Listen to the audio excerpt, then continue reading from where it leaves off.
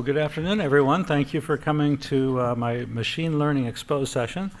My name is James Weaver. I work for Pivotal, and I have the best job in the world. I get to travel the world and speak to wonderful people.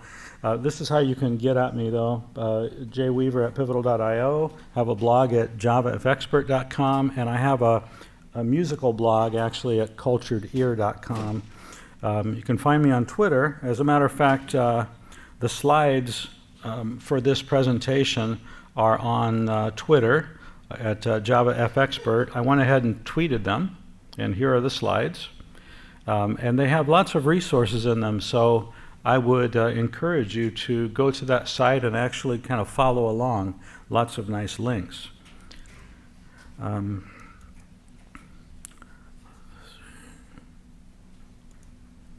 I'm a developer advocate, speaker for Pivotal. I've written several books on Java, Java EE, Java FX. The most recent one is on Java and Raspberry Pi. Work for Pivotal. We, of course, steward Spring. We have Pivotal Labs, where we do customer engagements. Pivotal Cloud Foundry, it's a platform that cloud platform that works on top of all the other major cloud platforms, and then production-grade Kubernetes. And we have some great technologies, but my favorite thing about working for Pivotal is our principles and practices. 3 of them are do the right thing, do what works, and my favorite, be kind. So you don't have to tell me to be kind. I feel like I'm a pretty kind person, but it's really refreshing to work for a company who one of their prime directives is to be kind. And God knows in today's world we need to be kind to each other and treat each other the way we want to be treated. And so when I first started learning about machine learning, I actually took this course from Andrew Ng. Has anybody heard of Andrew Ng? Okay, great. Has anybody taken his course? Has anybody finished his course? Okay, it's a pretty hard course. So I finished watching all the videos. I didn't actually finish all the homework. But before I get started, I needed to tell you something. I work for a wonderful team. As a matter of fact, Josh Long is actually in my team. We work together. And so you know that it's an exciting place to work. But our boss, he actually has trust issues. He sends me all over the world to speak, but he doesn't really believe that I am speaking there and showing up there unless I get a selfie with the audience. So will you take a selfie with me, please? And also, maybe if you look like you're having a really good time, maybe I'll get a little bonus or something in my paycheck. So I would like you to do a crazy pose, if you wouldn't mind. So ready? Just a minute. Okay. Okay. 1, 2, 3. Crazy pose. Very good. Thank you. Thank you very much. Gracias. Okay. So let's. Wow, I had my tongue sticking out. Oh no. That's terrible. I can't believe I did that. So let's see what that looks like here. Did I tweet it? I hope I didn't tweet it. Should I tweet it with my tongue sticking out? Okay, alrighty. Okay, I'll do that. I may get fired. Well, you all look crazy too. I look like I'm at the dentist. So maybe I will never live that one down. Okay. All right, so let's get back to machine learning. Oh, so Andrew Ng said, machine learning is the science of getting computers to learn without being explicitly programmed. So you're all developers. You all know how to make the computer learn to do something. You teach it by coding it. But with machine learning, you're getting the machine to learn, the computer to learn, but you're not explicitly programming it. you are training it with algorithms and with models, with data. And we see machine learning everywhere. We see it in self-driving cars, and we can take an image. And let's see, enter full screen. Okay, we can take an image, and not only can we recognize what's in the image, but then we can recognize, using machine learning, different layers of machine learning, figure out what is in the image and what's happening in the image, and then put together a phrase or sentence in some language that explains what's happening in the image. So there's several layers of machine learning happening there. So there's 3 types of machine learning. I like to put things into categories. And so there's just only 3 categories of machine learning. One is called supervised learning. One is called unsupervised learning. And one is called reinforcement learning. And so I'm going to explain what all those are. Supervised learning.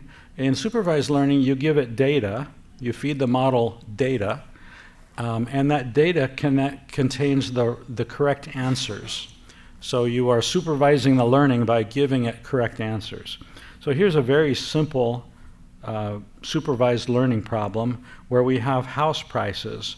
For example, on the x-axis, we have the size in square meters of a house.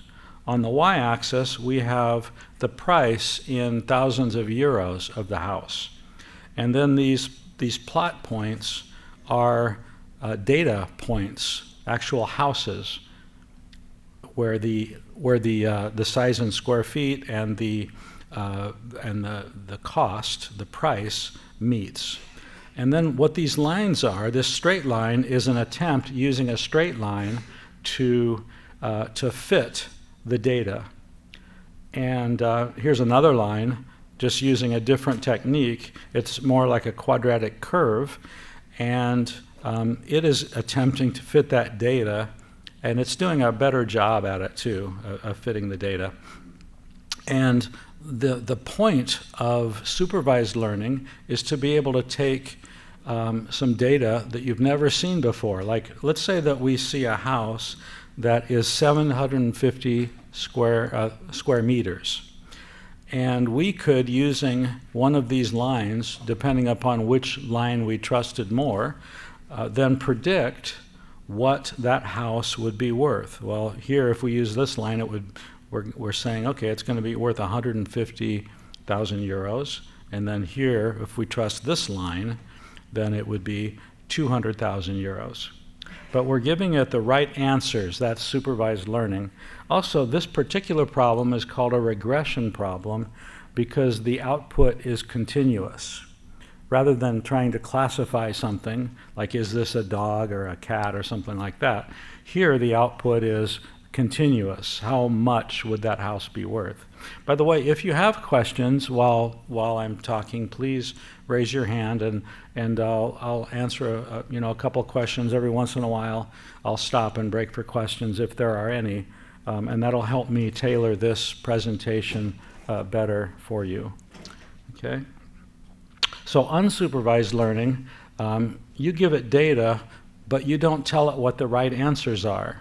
Here, we're giving it unstructured data.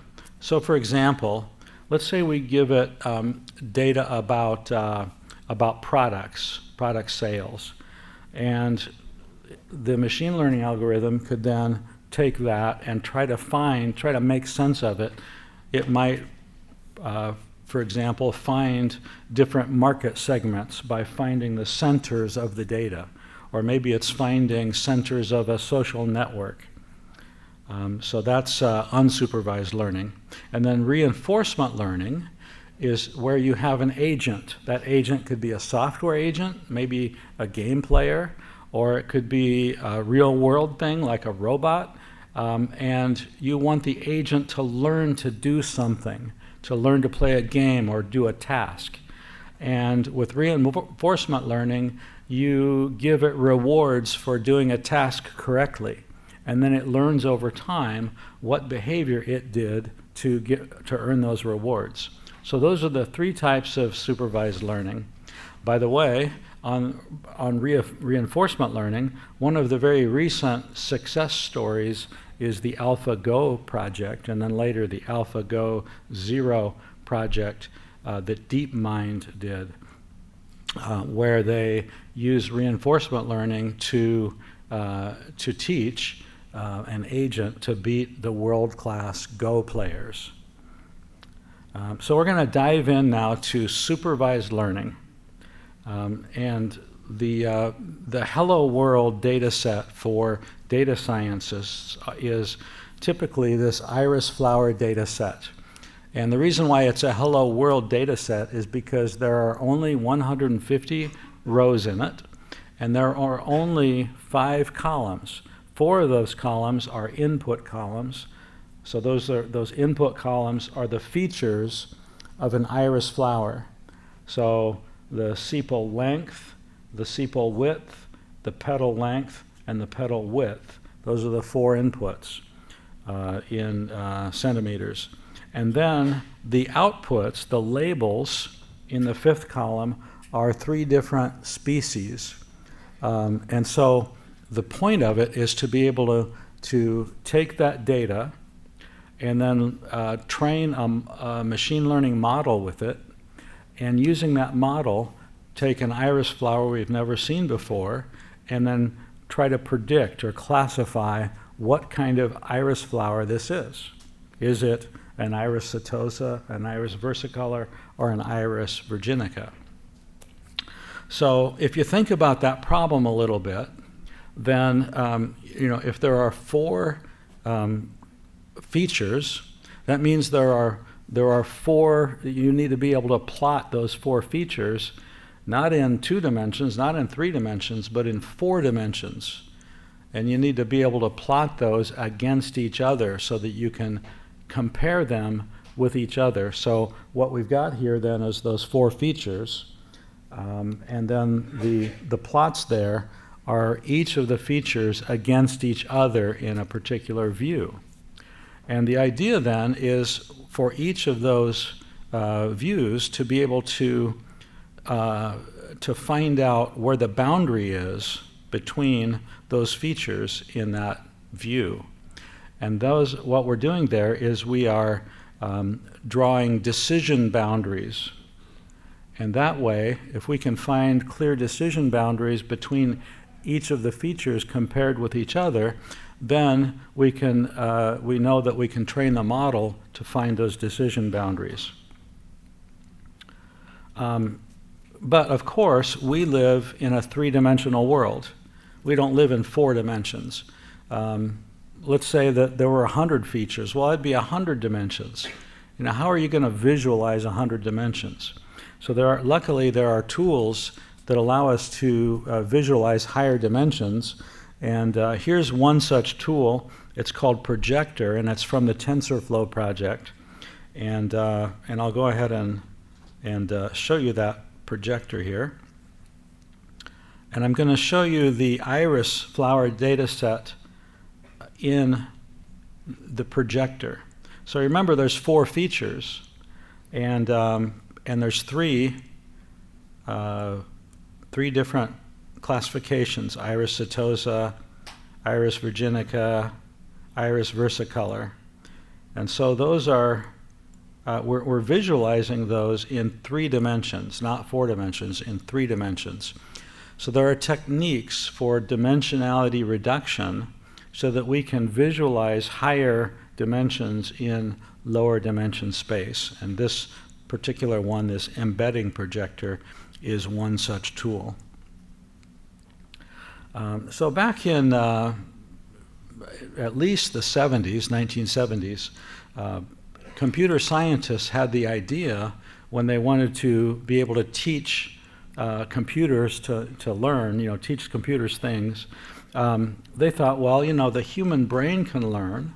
Why not make a human brain in software or in hardware? And so in the 1970s, that idea was born.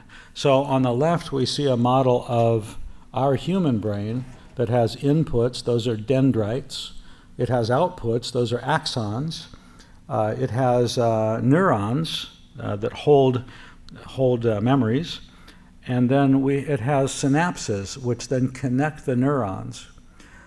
So on the right then, and I'll blow that up here, is an artificial network, an artificial neural network.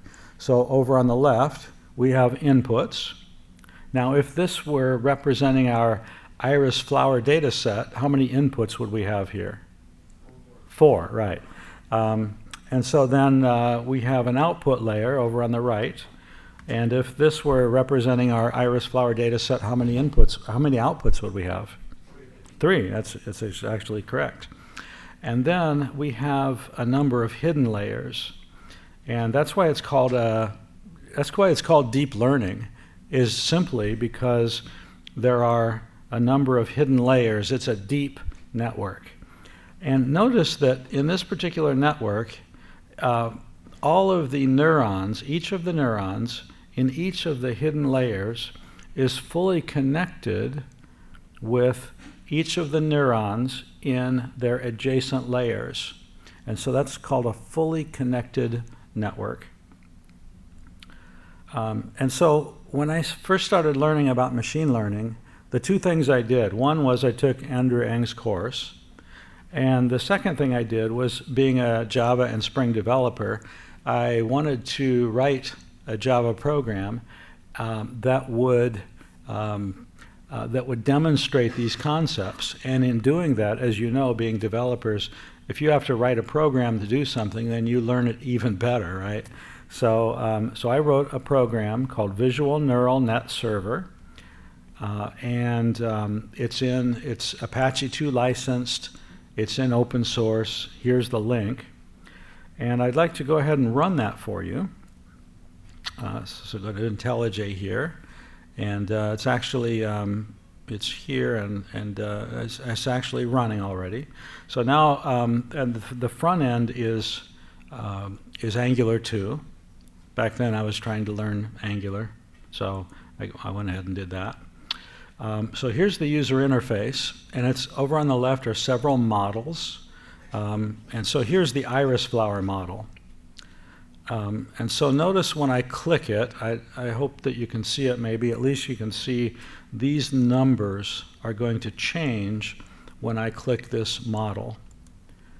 And they're changing because the network is learning. And so these neurons here are changing in value as the network learns. And also the numbers on these lines are changing as it's learning. And I'm going to explain what all those numbers are and why they're changing and how they change. But I can take this network then, and maybe I have a iris flower that I see in a field, and maybe it's got a sepal length of 5 centimeters and a sepal width of 3 centimeters and a petal length of 2 centimeters and a petal width of 2 centimeters. And now I can hit predict, and I can see over here then that of the 3 classifications, there's a 0.97 probability that is an iris setosa. So it has correctly predicted or classified that particular flower as an iris setosa. And so now I'd like to tell you how it did that. So I'm going to explain that. So there's 2 parts of how it did that. One part is the prediction part. And that's the easy part, actually. It's very simple mathematics. So in order to do that, I'm going to show you an even simpler model than the iris flower data set. This one is called, I just call this the XOR data set. So XOR, everybody's familiar probably with and or. There's also an XOR, which is an exclusive OR. And so with exclusive OR, if, for example, you had something that's 2 inputs, one is true, the other is true, well, true XOR true is actually false. But there are 4 sets of inputs here: true, true, true, false, false, true, false, false. So the data set is there's only 4 rows in it. So it's a very simple one to model. I'm going to use that then to explain forward propagation. The idea behind forward propagation is you take some input and you use these numbers that are in the neural network to then calculate the output. So I'll go to the tool that I just showed you, and I'm going to pick the XOR model. And this time we'll say true, exclusive OR, false. So what should it give me? True, true, yes, very good. So we'll predict.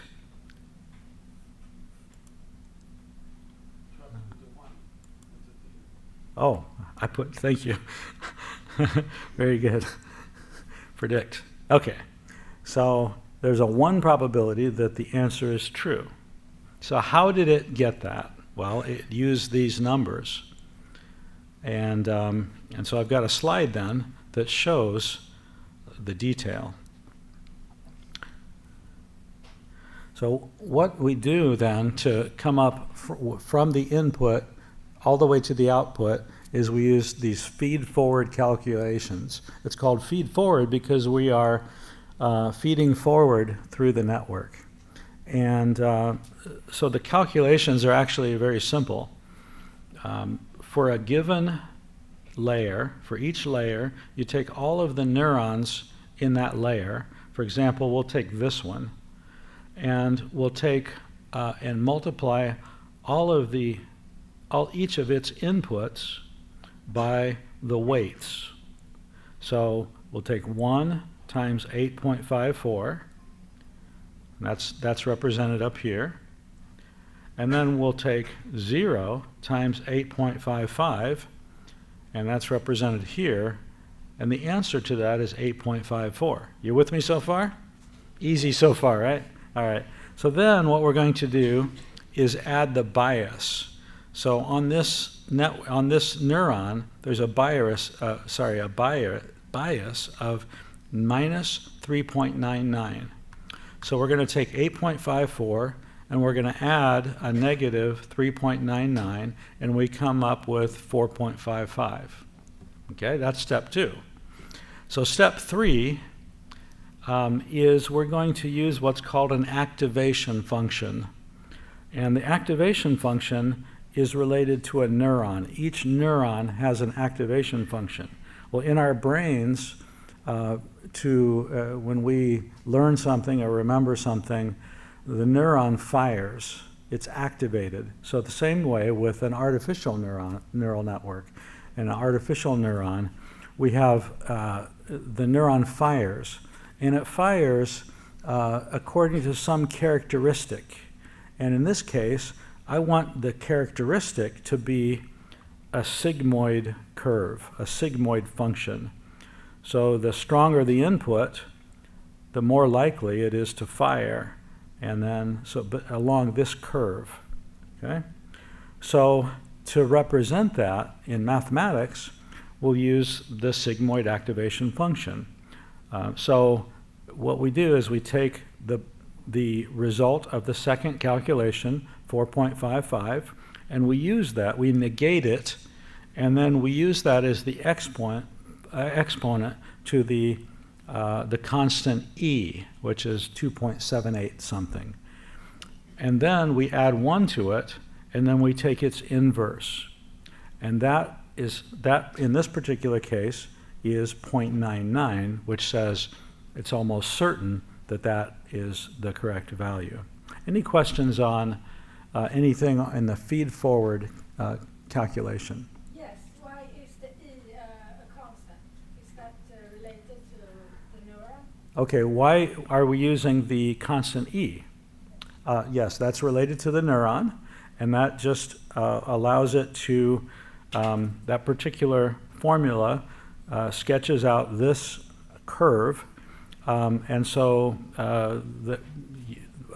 to define the sigmoid activation function, you use E. But to your point, there are many activation functions that don't use that particular constant. There's one constant, or there's one activation function that actually looks more like a hockey stick. Familiar with hockey?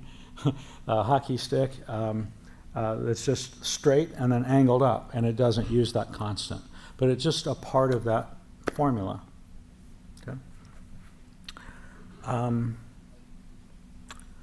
So has anybody heard of 3 blue, 1 brown, by the way? Okay, great resource. And lots of really good math resources, linear algebra resources. And I would encourage you to actually watch this video, and there's a link in this slide that talks about neural networks and the math involved. Okay, so that was the easy part, the feed forward. The harder part is, where do those weights and biases come from anyway, right? So it's easy to apply mathematics if all those numbers are already there. But how do we get those numbers? So that's a technique called back propagation.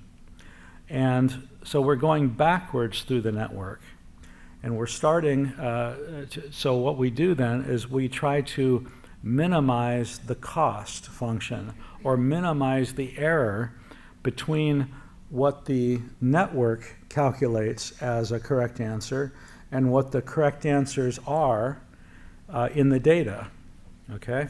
And so the first step in doing that is to seed the network with very low random numbers. So all of these weights and all of these biases, we initialize it with very low random numbers. And then we take the data set and we do the feed-forward calculations through the network, and then we come up with the answers, what the network calculated versus what the data set, what the right answers are in the data set. Well, they're always going to be wrong that first time, right? Because they're very low random numbers.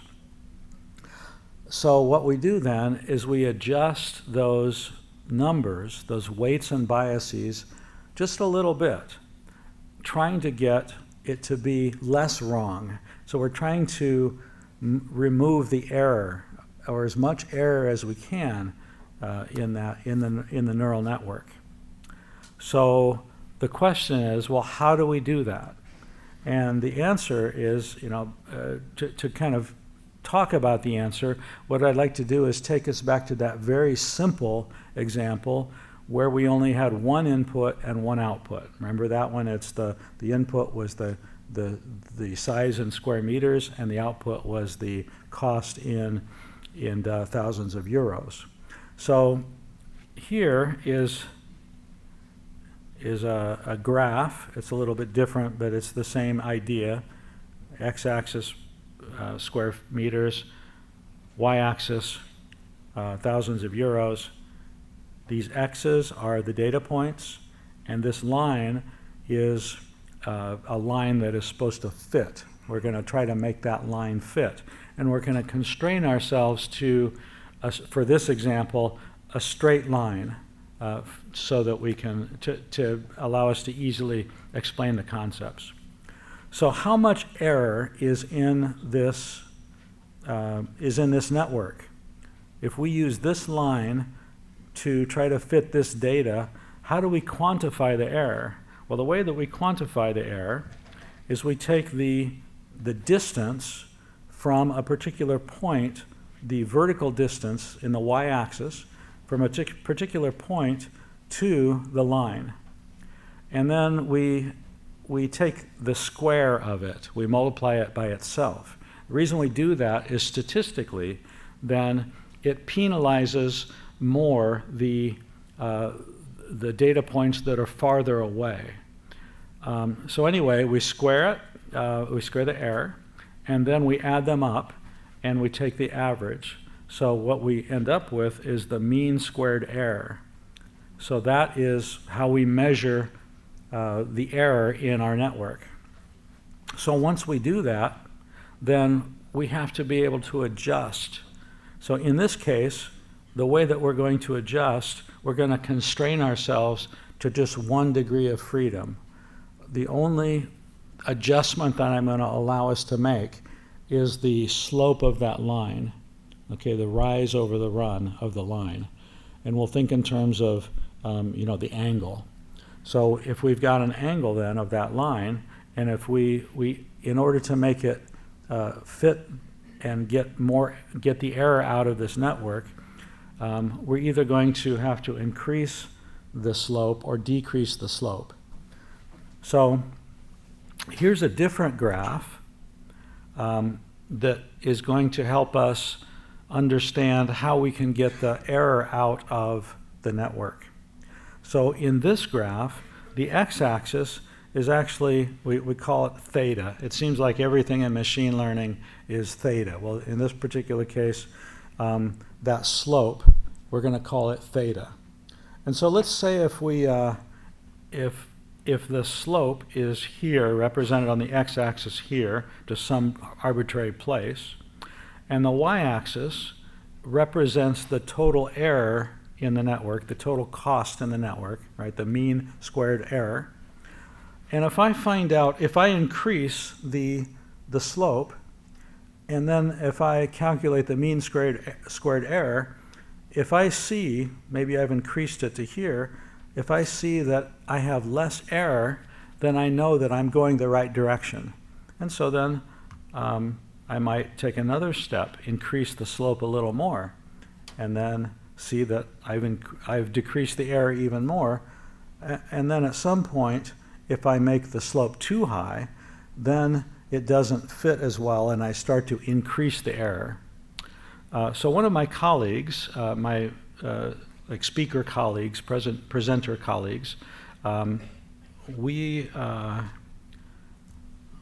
sometimes do this presentation together, and she created this application in Java for explaining this concept. And so here's our housing prices graph, right? Square meters, thousands of square feet. Let me make it a little bigger. And then this is a Java program.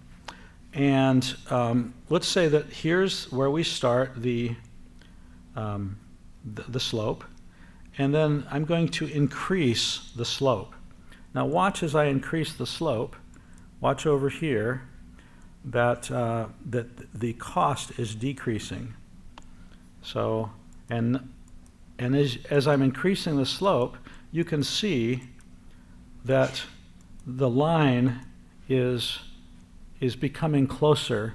You can see the error coming out of that. And so now, but at some point, if I go too far, you'll notice that the line isn't fitting very well, and this is increasing. The cost is increasing. Everybody see that? Okay. So this technique, there are many techniques of trying to get the cost out of a network, but the most prevalent one right now is called gradient descent. And so this is very visually what's happening. We're descending a gradient until we find the minima. And that's all. So if we have, so if we just have 1 degree of freedom, we're just changing the slope. That's very easy to visualize. But what if we had 2 degrees of freedom? Let's say that instead of just changing the slope, we're also maybe changing the y-intercept. So not only are we changing the slope of the line, but then we can move the line over by x and change the y-intercept. So now we have 2 degrees of freedom that we can use to try to get the cost out of the network. So if we had 2 degrees of freedom, then in order to visualize it, we wouldn't use a 2-dimensional plot. We'd use a 3-dimensional plot, where here's, let's say this is the slope in the x dimension, or in this dimension. Maybe this is the y-intercept in this dimension, and the vertical dimension is still the cost. And notice as we change these then, we can descend in 2 dimensions the gradient, trying to get to the minima. So what if we had 100 or 1,000 or 1,000,000 thetas, right? Different weights and biases in our network. Well, it's the same idea, only you are making those fine-tuned calculations with many more weights and biases and adjusting each one by some distance on one of those thetas. There's an excellent book, by the way, if you're interested in the very fine-tuned details of this. It's called Make Your Own Neural Network, and it talks about as you're descending the gradient, then how to decide by how much to change each of the thetas. Questions at this point? Any questions? Yes, question. How does it relate back to the simple XOR model, the gradient? Okay, so how does the gradient relate back to the simple XOR one? That's a very good question. Thank you for that question. So in this case, when we're training the network, just kind of going through that process, remember step 1 is we initialize all of the weights and biases with very low random numbers. And so we would do that, and then we would take our, in this case, our 4 rows of our data set. We would apply the calculations, and then we would compare the calculations with the correct answers, which are 1, 0, 1, 0, or whatever they are. And so then we have some difference, right? And so then we can calculate the distance between the right answers, and what was in the model, or what was in the data set. Sorry, the right answers which are in the data set versus what was calculated. And then we tweak.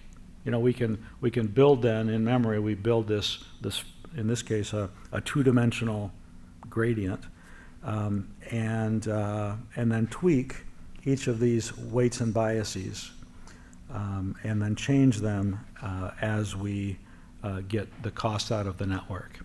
And so there's and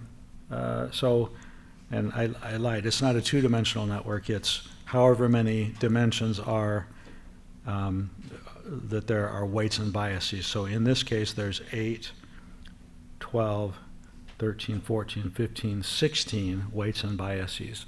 There's a 16-dimensional network that we're trying to tweak each of the 16 thetas in order to get the cost out of the network. Okay, so here's another excellent video on gradient descent from 3 blue, 1 brown. And then just as an aside, this application that I wrote that I'm demonstrating is written in Java and Spring. It's an HTML5 client. It uses the Deep Learning for J library. I'm using REST services. It's really easy, as you know, with Spring to stand up a REST service or to make WebSockets. Here's the library, Deep Learning for J. And here's just example code where we're using Deep Learning for J to configure a network. And so remember we feed it with very low random numbers. Well, we use a seed. You can use a seed for that. Iterations. How many times do I want to go through the data set? That's an iteration. Sometimes they call that an epoch. And then what is the default activation function? Well, I showed you the curve for sigmoid, but there are many activation functions. One is hyperbolic tangent, and so here we're saying we want that as the activation function. Learning rate. Learning rate is how, when we changed the theta, how big of steps do we take with that theta? How big of steps down that curve do we take? And then here we're actually defining the layers of the network, the hidden layers. So these definitions then define these layers. And of course, we use start.spring.io. This is a really good visualization of neural network, by the way. It's called playground.tensorflow.org. And when I do this as a workshop, I always assign this particular lab. And the idea is to go to playground.tensorflow.org. And it's got data sets in it. One particular data set has two classifications in it. One is this yellow classification, and one is this blue classification. And then there are two features. One is X and Y, where they appear. And so the idea is then to try to classify this. And here's the neural network then. And so in this playground, you can say, you know, instead of 2 hidden layers, I want 5 hidden layers. And instead of 2 neurons in this particular hidden layer, maybe I want 6 in that one, and I want 5 in that one, and 5 in that one. Maybe add a couple here. Maybe I'll change the activation function from tanh to sigmoid. And then I'll take my learning rate and I'll make it so that it descends that gradient even quicker. Maybe change that to 0.3, and then I'll run it. Now when I run this, then we can see these epochs. An epoch is one iteration through the data set. When I run this, what you'll see then is the number of epochs increase, and then over here in the output, you'll see a graph that shows the error that's in the network. And so as I hit play here, notice the epoch count is increasing, and then the errors, here we have a training loss of 0.5, and that's about as low as it goes. And it took quite a few epochs, a couple hundred epochs, to get to that. But then let's say, you know, maybe I'm going to change this. Maybe I think, you know, I actually have too many hidden layers. Maybe I just want that many hidden layers, and maybe a few more neurons in it. Maybe I'll use a ReLU activation function, and just for the fun of it, I'm going to change the learning rate to something very high. And so let's see what that does. Well, that just really doesn't get anywhere, you know.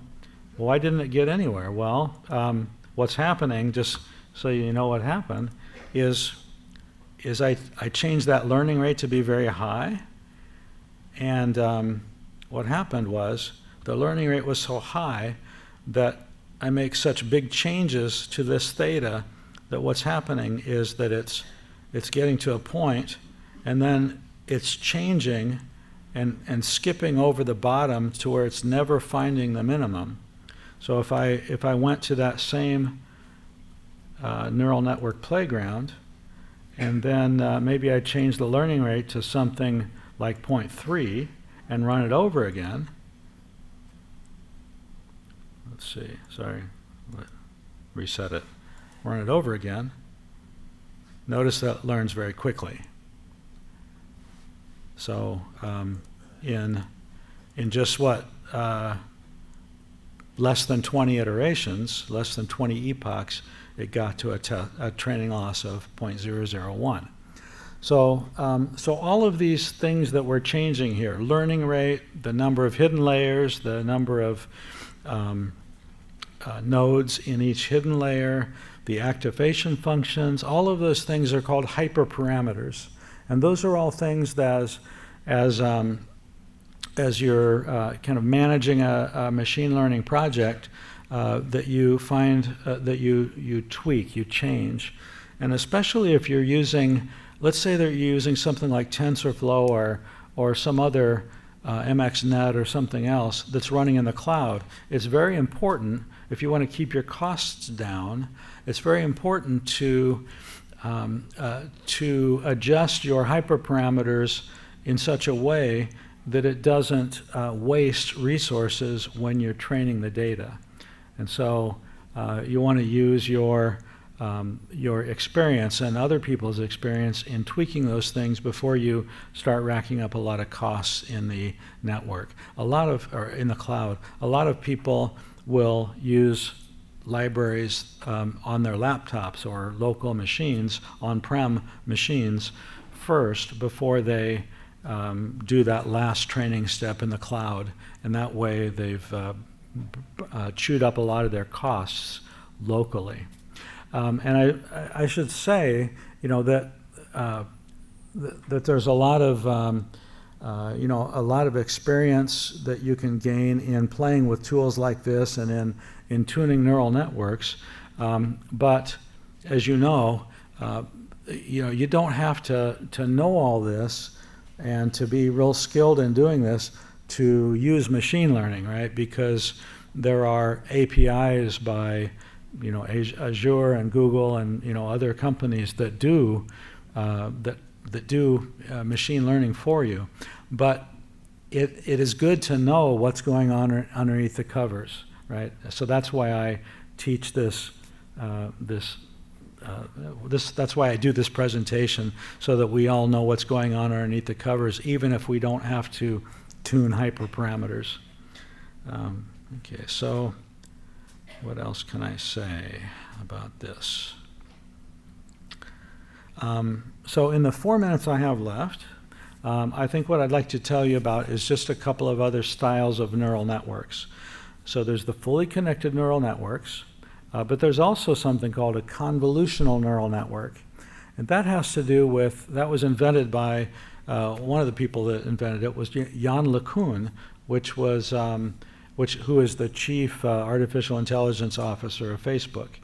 And many years ago, he actually, with colleagues, came up with this thing called a convolutional neural network. And the idea is that maybe if you have a high number of features, like an image would have a high number of features, if this image were a 200 by 200 pixel image, then you would have 40,000 inputs. And if it were RGB, that's actually 120,000 inputs. So, that's a lot of inputs. That's a lot of neurons in that input layer. So as an alternative to that, and one that's widely used, is this idea of convolution, where you take that input and then you use some techniques like you might see in Photoshop, where you blur edges, or you do some convolution on that image, and then you do some downsampling, and you do that iteratively until you get it down into a manageable size for a fully connected neural network. And so this is just a demo, and I'll end with that. I'll end with this 2D visualization of a convolutional network. Back in the 1990s, the U.S. Postal Service wanted to be able to recognize postal codes by machine, and so what they did was they commissioned this MNIST project, MNIST project, to where thousands of handwriting samples were collected of people handwriting digits, and that data set is used to train this convolutional neural network. So maybe I want to write the number 8, and so then we see the number 8 in here, and then we see the convolutional layer in which 6 different filters are applied, and then we have a downsampling layer in which 6 images are created by doing some pixel averaging of maybe 4 pixels in the original image or in this image, and then ending up with 1 pixel, and then another convolutional layer, another downsampling, and then here we're getting into a fully connected layer, and another fully connected layer, and then finally in the training, and then finally coming up with that being an 8. Okay. So that's the idea. Thank you very much for your attention, and yeah, have a great conference.